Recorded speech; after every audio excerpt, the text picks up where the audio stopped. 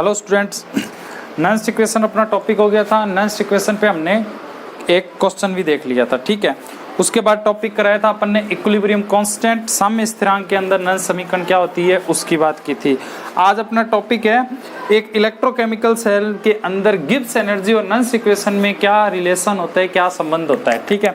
अब देखो Gibbs energy क्या होती है, पहले मैं उसकी बात कर लेता हूँ। देखो आप, सीधी सी बात है कि डैनियल सेल के अंदर क्या होता है, केमिकल एनर्जी किस में चेंज होती है, इलेक्ट्रिकल एनर्जी के अंदर क्या होती है, चेंज होती है।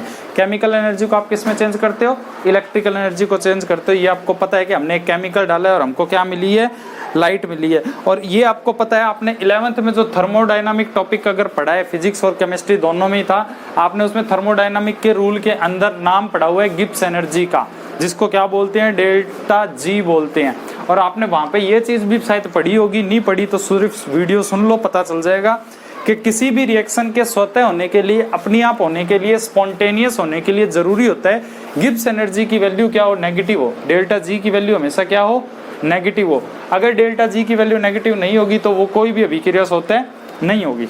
सिंपल सी बात तो यही है।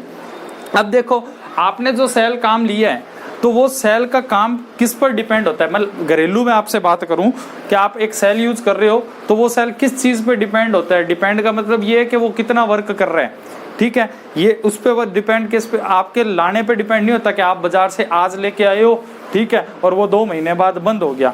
वो डिपेंड करता है उसके अंदर कितना केमिकल है, उस पर, उस केमिकल की क्वांटिटी पर भी क्या होता है, डिपेंड करता है। तो अपन ये बात कर सकते हैं कि उस क्वांटिटी के कारण ही क्या है, उस सेल का कोई ना कोई वोल्टेज आ रहा है, ई सेल की वैल्यू आ रही है। उस ई सेल को हम बोलते हैं, यहाँ पर हिंदी में बोलते हैं विद्युत वाहक बल, इलेक्ट्रोमैग्नेटिक फोर्स, जिसको हम ईएमएफ बोलते हैं।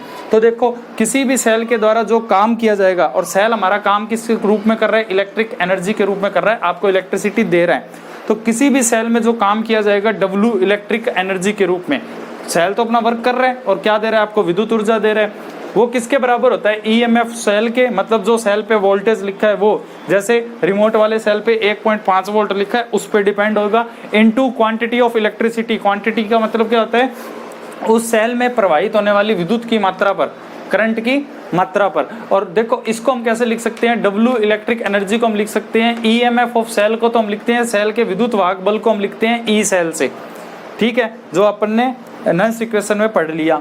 इनटू में क्वांटिटी ऑफ इलेक्ट्रिसिटी को हम दिखाते हैं एनएफ से। एन यहाँ पे नंबर ऑफ इलेक्ट्रॉन है जो अभिक्रिया में भाग ले रहे हैं, और एफ यहाँ पे क्या है, फैराडे 96,500 आप बोल सकते हो, ठीक है। तो डब्ल्यू इलेक्ट्रिक एनर्जी बराबर किसके हो जाएगा, ई एन एफ के हो जाएगा। अब आपको पता है कि किसी भी सेल का किया गया कार्य होता है वो किस पे डिपेंड होगा, डेल्टा जी पर। और कौन सी डेल्टा जी, फ्री एनर्जी पर, मुक्त ऊर्जा पर क्या होगा, डिपेंड होगा। और आपको ये चीज भी पता है कि थर्मोडायनामिक बोलती है ये बात कि किसी भी रिएक्शन के लिए स्पॉन्टेनियस या स्वतः होने के लिए जरूरी क्या है, डेल्टा जी की वैल्यू क्या हो, नेगेटिव। और अपना सेल क्या करता है, स्वतः रिएक्शन करता है, मतलब डैनियल सेल है वो स्पॉन्टेनियस क्या कर रहा है, रिएक्शन कर रहा है।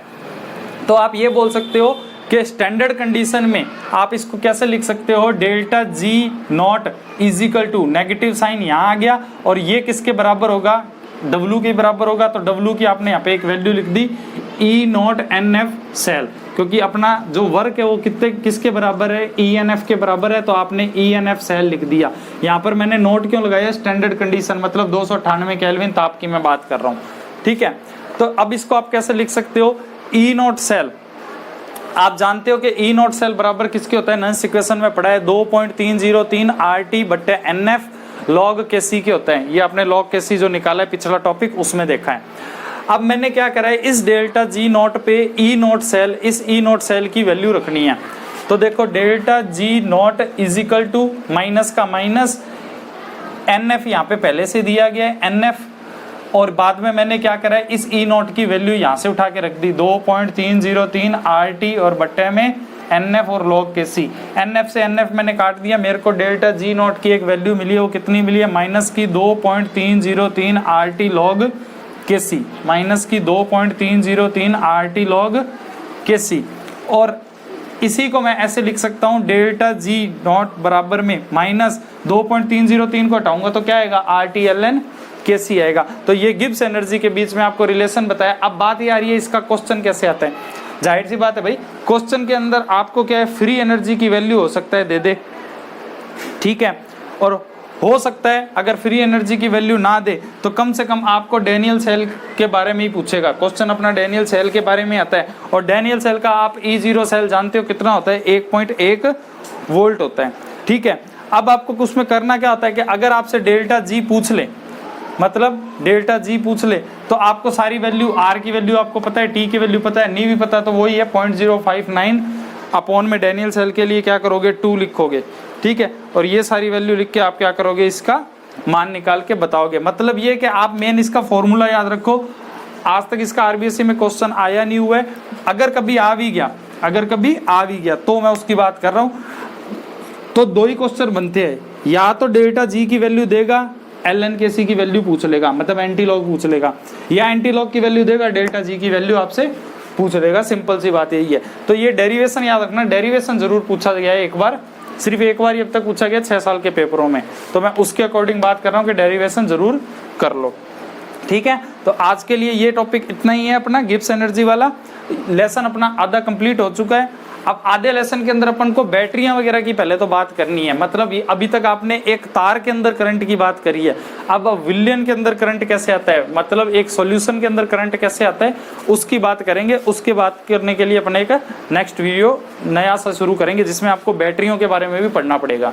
आज के लिए इतना ही।